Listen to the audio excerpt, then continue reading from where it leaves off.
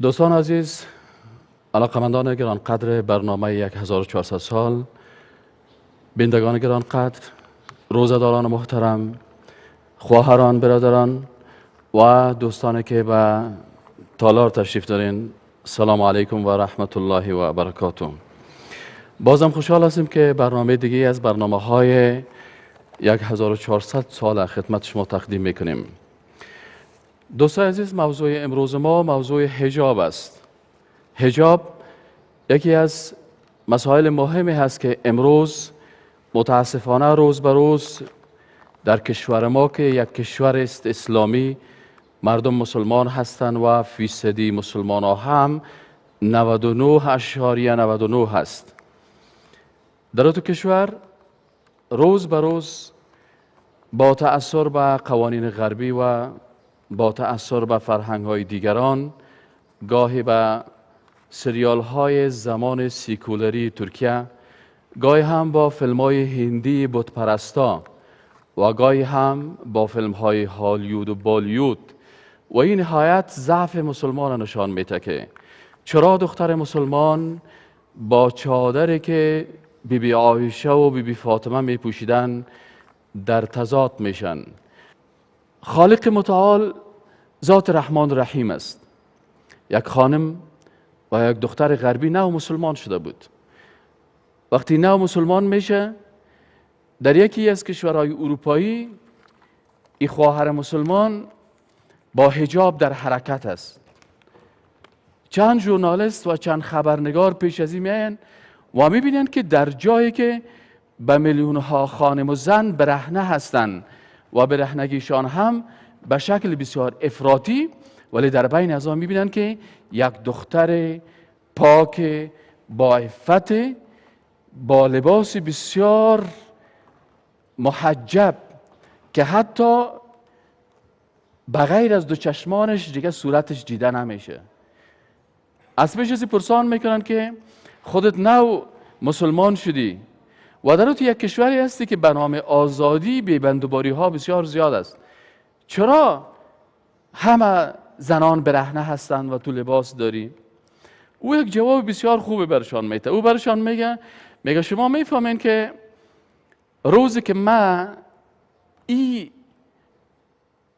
سخنه یا این آیت قرآنه یا این عبارت ما خواندم که بسم الله الرحمن الرحیم In the name of Allah, most merciful, most gracious. روزی که خواندم که به نام او خالقی که بسیار مهربان است، رحمان است و رحیم است، و ما واقعا از قلب خود عبارات خواندم و یقین حاصل کردم که او خالق را که من عبادت میکنم رحمان و رحیم است. پس او خالق هر حکم از او به مهربانی است، هر هدایت از او از رحمت است. من تو یک عقیده دارم، بناهن من فکر میکنم من یک زن مسلمان، من یک دختر مسلمان که نو مسلمان شدیم که حجاب هم امر خالق متعال است. جوانان عزیز، در خدمت شما قرار داریم. موضوع حجاب است و شما میتونین که سوالایتان مطرح بکنید. بسم الله الرحمن الرحیم. ولید هستم از پانتون علامه 15 کامپیوتر ساینس. یک سوال داشتم، عورت چه اندازه است و اندازه عورت مردان و زنان چقدر می باشد؟ تشکر. عورت طبعا برادر محترم، عورت زنها با عورت مردها فرق میکنه. عورت مرد با مرد، عورت زن چند تفصیل داره. عورت مردها که از زیر ناف تا زیر زانو می باشه از مردها، ولی این معنای زیر نمیده که تنها مردها به می اندازه میتونن بپوشانن و دیگه بدنشان برهنه باشه، بلکه لباس عفت و پاکی اسلامی تقاضای زیر میکنه که دیگه اعضای بدن خود هم با لباس درست، حتی رسول اکرم صلی الله علیه و سلم پیرانای آسیندار دوست داشتن. عورت خانم ها و خواهرها به اندازه چی هست؟ عورت خواهرها و خانم ها فرق میکنه از یک خواهری که با امرای خواهر دیگه هست عورت زن با زن دیگه مثل عورت مرد با مرد است. عورت زن با محارمش مثل عورت مرد با مرد است، به شمول تخته سینه و تخته پشت. یعنی مثلا اگر یک دختر در خانه خمیر میکنه یا کالا میشه یا سینه‌اش برزدگی است، این قسمت های زیر اگر برادرش میبینه، پدرش میبینه، کاکایش میبینه، پسرش میبینه، پدرش میبینه، این در عورت داخل نیست. یا مثلا اگر یک دختر در خانه مویایش سرش برهنه هست، پیش پدرش، پیش برادرش، پیش کاکا و مامایش، باز یا در سطر عورت به امرای محارم نیست. عورت خانم ها تنها که زیاد سر از او دین مقدس اسلام تاکید میکنه، او عورت خانم ها به امرای مردان نامحرم است. از این خاطر علمای اسلام میگن که عورت زنها به امرای مردای نامحرم تمام اعضای بدن از عورت است، تنها دو کف دست و پاها از بجلک پایین و روی. ولی برعکس اینمی اعضای بدن از اینا باز در بیرون برآمدن در حجاب داخل میشه. پس این اندازه عورت است برای خانم ها. دوستای عزیز، یک وقفه داریم. بعد از وقفه باز هم در خدمت شما خواهد بودیم و سوالای خواهرها و برادرایی که مطرح میکنه جواب خواهد گفتیم. با ما باشین.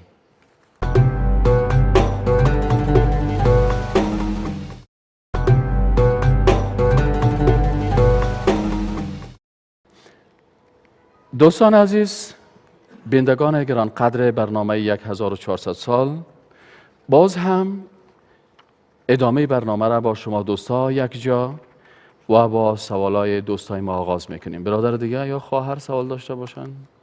شما بفرمایید. بسم الله الرحمن الرحیم. علی قادری هستم از پانتون کابل، دپارتمنت انجینیر نرم افزار. یک سوال درباره حجاب داشتم. آیا حجاب یک مسئولیت فردی است و یا به جامعه هم ارتباط دارد؟ بله، سوال بسیار خوب است. مسئله حجاب که هست، حجاب هم یک مسئولیت فردی هست. بنابراین هر دختر مسلمان مکلفیت داره که حجاب بپوشه، چون امر الله هست. و امی قسم که سرش نماز فرض است، اینمی قسم که سرش روزه فرض است، اینمی قسم سرش حجاب فرض است. و حتی برای مردا هم سطر بدنشان و یا ای که مثلا لباس باید چسب نباشد، تنگ نباشد، کوتاه نباشد، این شرایط برای مردا هم است. یعنی پوشیدن شرمگاه و اعضای بدن، لکن مقدارش فرق میکنه. اما مردها هم باید لباس داشته باشن که بدن از اونا را نشان نده، لباس نداشته باشن که تنگ باشه، لباس نباشه که کوتاه باشه، اندازه سطر عورتشان درست پوش نکنه یا نازک باشه. و در پالوی ازی که حجاب یکی از مسائل فردی هست، حکم الله بالای هر شخص به شکل معین است. به خاطر ازی که جامعه اسلامی، جامعه که در اونجا مسلمان ها هستن، با عفت و پاکی باشه، پس حجاب با یکی از مکلفیت های اجتماعی هم است. یعنی اگر یک خانم یا یک دختر میگه که والله من حجاب نمیکنم، این به خودم تعلق میگیره. نه خیر، گناه روزه خوردن سعی کنین. اگر یک دختر روزه میخوره و یک دختر حجاب نمیکنه، چی فرق داره؟ روزه تنها به فرد خودش تعلق داره. اگر روزه میخوره گناهکار است در قسمت یک چیز. اما اگر یک دختر به حجاب از خانه مبرایه، صبح که از خانه مبرایه، 1000 مرد نامحرم ایره میبینه، موهای از ایره میبینه. ای در روز قیامت در قبر از موی کشال میشه. و وقتی که چیز شد 1000 نفرم، یعنی 1000 نفر توجهش به طرف خود کشف کرده، جذب کرده. از این خاطر از اینا گناهشان، گناه بی‌حجابی بسیار سخت است. از این خاطر رسول گرامی اسلام صلی الله علیه و سلم میگه که صنفان من اهل النار لم ارهما، میگه دو صنف از دوزخی ها هست که ما اونا را تا بال ندیدیم. یعنی در عصر رسول اکرم صلی الله علیه و سلم این دو طایفه نبودن. یک طایفه از اینا چی میگه؟ میگه یک طایفه از اینا بعضی از اشخاص هستن که امرایشان قمچین ها هست و مردم هم میزنن. بسیاری وقتا شما در شهر رفته باشین، حقوق انسان، حقوق بشر، حقوق انسانیت مراعات نمیکنن. بعضی از پلیس ها و بعضی از افراد شهروالی و بعضی از کسایی که مسئول هستند روی سرک، قمچین به دستش است، یک کراچیوان یا یک انسان میزنن. یعنی این از اهل نار است، اهل دوزخ است. توی قدر حق نداری. تو وظیفتی است که باید بر از او راه را نشان بدی، برش بفهمانی. اما اگر قمچین در دستش است و میزنه مردم ولت میکنه در روی سرک، یک صنف دوزخی هایی بودن که در عصر رسول اکرم صلی الله علیه و سلم وجود نداشتن. و قسم دوم از دوزخی ها کدام مردم هستن؟ میگن نساء کاسیات عاریات مائلات ممیلات. میگه زنهای هستن کاسیات. چی معنی کاسیات؟ یعنی لباس دارن، در ظاهرا پیش خودش بسیار خوب است. میگه من لباس دارم دیگه و استایل خودم جور است، اما پیغمبر میگه که اینا کاسیات هستن، لکن ملائکی که اعمال از اینا رو نوشته میکنن پیش از اونا اینا عاریات هستن، برهنه هستن. چرا برهنه هست؟ به خاطر از اینکه پیراهن پوشیده تنگ است که اعضای بدن از او را نشان میده، یا کوتاه هست که تمام اعضای بدن از او را سطر نمیکنه، یا لباسش نازک است، ات یک آستینه که گاج جور کرده و چادره که گاج جور کرده و یک قسم گرفتن. پس اینا میگن که نساء خانم‌هایی هستند، دخترایی هستند کاسیاتون که پیش خود لباس دارن، پتلونای چسب، برجسای بسیار چسب لباسایی را پوشیدن که اگر از دور سیل کنی فکر میکنی والله رنگ کرده، رنگ سیاه شده. پس نساء کاسیاتون در پیش خود لباس دارن، اما پیش خالق متعال و او ملائکی که نوشته میکنن از صبح تا به شام چی کرده، در لیست از اونها ایچی هستن؟ برهنه هستن. سوال دیگه که اگر دوستای ما داشته باشن. بسم الله الرحمن الرحیم. سلام خدمت شما و بینندگان عزیز. و از حضور محترم شما سوال داشتم و سوال ما در مورد حجاب است. این است که من یک دختر پاک هستم، قلبم پاک است، یعنی نمیخوایم که حجاب داشته باشم. اسلام در این مورد چه گفته؟ قلبتان پاک است. من یک سوال از شما میکنم، قلب شما بسیار پاک است یا قلب فاطمه الزهرا؟ قلب فاطمه الزهرا. بیبی فاطمه الزهرا حجاب میکرد یا نمیکرد؟ حجاب میکرد، بله. پس اینا پاکی قلب چی مانه؟ پاکی قلب او است که قلب پر از ایمان است و قلب هر قدر پاک باشه و هر قدر با ایمان باشه به مو اندازه احکام خالق متعال بالای خود چی میکنه؟ زیادتر تطبیق میکنه. اما قلبی که از ایمان پاک باشه و هیچ ایمان نباشه، او قلب پاکی که میگه من از ایمان پاک است، باز او را به بی‌حجابی میکشانه. پس قلب خواهر محترم ما شما ببینیم که قلب فاطمه الزهرا، قلب ام المؤمنین عایشه صدیقه رضی الله عنها، قلب خدیجه الکبری، قلب ازواج مطهرات، قلب صحابیات، قلب دختر حسین، قلب مثلا همسر حسن، اینا رو وقتی که شما ببینین این صحابه را، خاندان نبوت، بیبی اسما، بیبی نصیبه، بیبی خوله، شما اینا رو ببینید، تمام از اینا زنهایی بودن که حتی میگن که مجردی که روزی که حکم حجاب نازل شد، میگه رحم الله الانصار، میگه الله رحم بکنه با زنهای انصار. وقتی که آیت حجاب نازل شد گفت اینا رو میدید که بالای سر از اینا فکر میکردی مثل که زاغها شیشته باشه. چرا؟ اینا وقتی که حکم الله را شنیدن با حکم الله فورا تسلیم شدن و لباس چادرها را بالای سر خود انداختن و حجاب پوشیدن.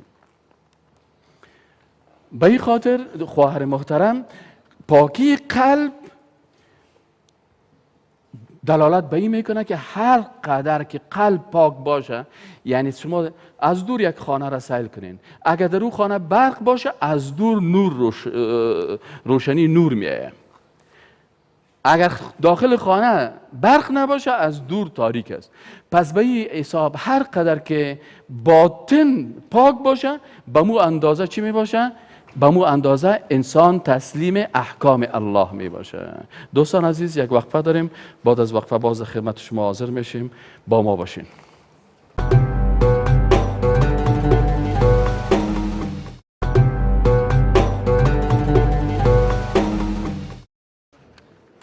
دوستان عزیز، بینندگان گرانقدر، علاقمندان عزیز برنامه 1400 سال، بازم خوشحال هستیم که در خدمت شما دوستا قرار داریم. تشکر میکنیم تا این لحظه که با ما هستین و تشکر میکنیم از نظریات خوبتان و ای که همیشه تشویق میکنین برنامه خودتان. تشکر میکنم. من زیادتر از جوانا خواهش میکنم که سیز برنامه را میبینین ولی سوال هم ما در خدمتتان هستم، هر جای سوال میکنم، لکن بعضی اوقات بعضی سوالای دوست هست پیش من میکنن در سر راه که بسیار جای خراب می باشه. از این خاطر من در خدمت شما هستم، در پوهنتون، در اتاق، در دفتر، در هر جای. تشکر از اینکه تشویق میکنین و همیشه از برنامه‌تان توصیف میکنین. امیدوار هستم من سلام‌های شما را و احترامات شما را به تمام کارمندهای کسایی که برنامه 1400 ساله اداره میکنن، مدیریت میکنن، از همهشان من هم تشکری میکنم و ان شاء الله تعالی کوشش میکنیم که وقت برنامه را زیاد کنیم، کوشش میکنیم که برنامه تان به سوالای شما هم وقت بتن و سوالای شما را هم جواب بدیم ان شاء الله. خب سوال دیگه، بازم خواهر دیگه ما سوال داشتن، بفرمایید. به اسم تعالی سلام بر شما و بنده های شبکه. یک سوال ما این بود که چرا حجاب فرض گردیده است؟ چرا حجاب فرض شده؟ حجاب به خاطر از این فرض شده که یک زن آزاد مؤمن با ایمان با یک زن بی ایمان فرق شود. یعنی در اوایل وقتی که بود اونجا حجاب غالبا زنهای دیندار و با ایمان و با شخصیت اینا حجاب می پوشیدن. حجاب به خاطر از این فرض شده که مردم بفهمند که این زن مسلمان است.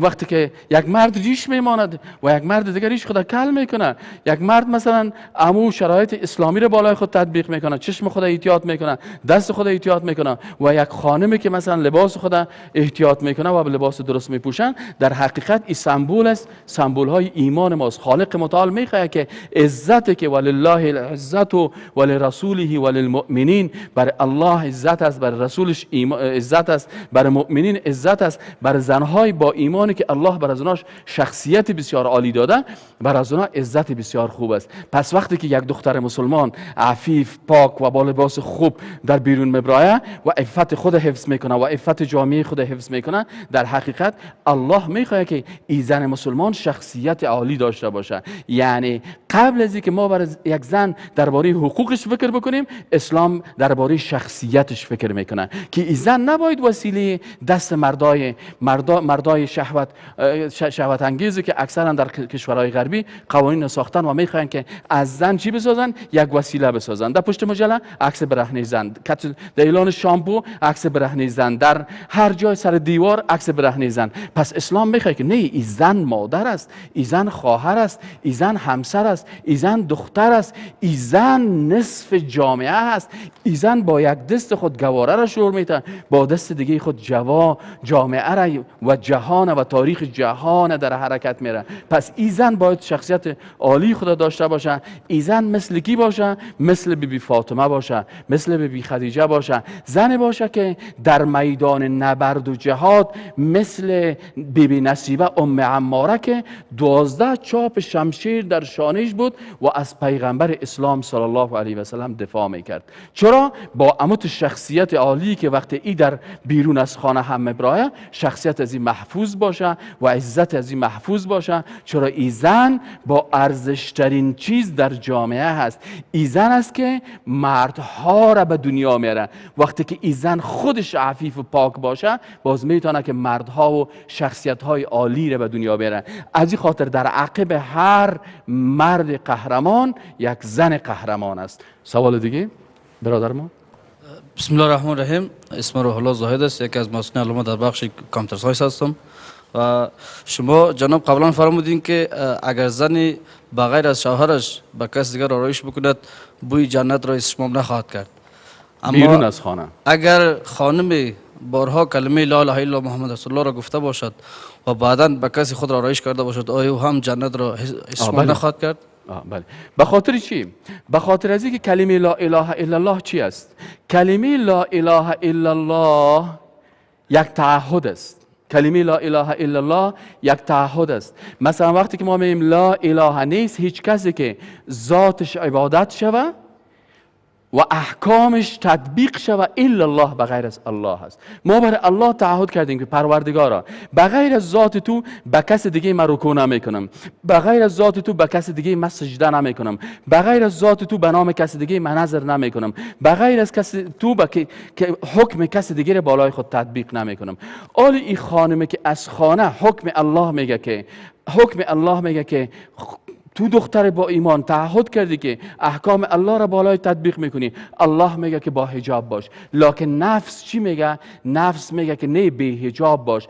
افرأیت من اتخذ الهه هوا. امی آیت قرآن میگه آیا ندیدی کسی را که خالق خود کی را گرفته؟ خواسته های نفسی خود را گرفته. پس وقتی که یک دختر میخواد که جامعه فاسد شوه، لباس خراب میپوشه، پس اینجا تکر میکنه با لا اله الا الله. چرا او خالقی که الله هست برزی یک حکم داده و این نفس اماره به سوی ازی که نفسی عزیز، خواسته های نفسی ازی هست، این دیگه حکم داده. از این خاطر ای در این قسمت اطاعت از الله نکرده، اطاعت از نفس خود کرده. و الله میگه افرأیت من اتخذ الهه هوا. آیا ندیدی کسی را که به عوض اطاعت الله اله خود، معبود خود، نفس خود گرفته، خواسته های نفسی و شهوانی خود گرفته، نفسش بالای ازی حاکمیت میکنه. چی است؟ دوبنده من که حرص و آزن، بر تو همه عمر سرفرازن، با من چی برابری کنی تو؟ چون بنده منی تو. وقتی یک انسان چی میکنه؟ وقتی انسان مؤمن با اطاعت از احکام الله، نفس خود غلام خود و برده خود ساخته. اما انسان بی ایمان چی کرده؟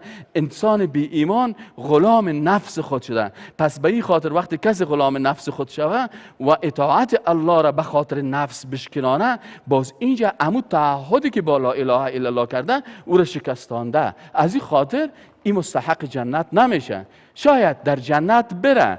این که انسان مسلمان است، رسول اکرم صلی الله علیه و سلم میگه که من قال لا اله الا الله دخل الجنه. رسول اکرم صلی الله علیه و سلم میگه که کسی که لا اله الا الله میگه این داخل جنت میشه. ولی مشکل ده چی است؟ مشکل ده ای است که اگر شما امو آیات قرآن و احادیث که آمده که یک جای میدان حشر است و او طرف دیگه جنت است، در بین میدان حشر و در بین جنت دوزخ است و انسان، تمام انسان ها از این پل که بالای دوزخ است که صراط میگن، از این پل صراط همگی حرکت میکنن. وقتی از این پل حرکت میکنی، از این خاطر میگن یک نفری که لا اله الا الله گفته وقتی که حرکت میکنه از میدان حشر و میره به طرف جنت، بعضی اوقات یک نفر از دمی 1 ثانیه میرسه، یک نفر دیگه به اندازه دوش یک انسان میدوه و میرسه، یک نفر دیگه به اندازه حرکت یک اسب میرسه، یک نفر دیگه افتاده و خیسته. بعضی کساست که 5000 سال بعد به جنت میرسه.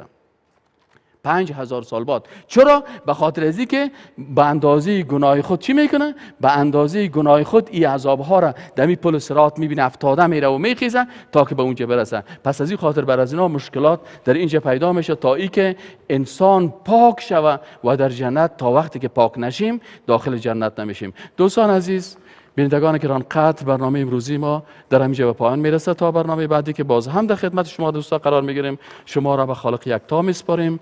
افطاری خوش داشته باشین و سحری خوب داشته باشین. امیدوار هستیم بر ما هم دعا بکنین. الله سبحانه و تعالی روزه های شما را قبول بکنه. تا برنامه بعدی شما را به خالق متعال میسپاریم و السلام علیکم و رحمت الله و برکاته.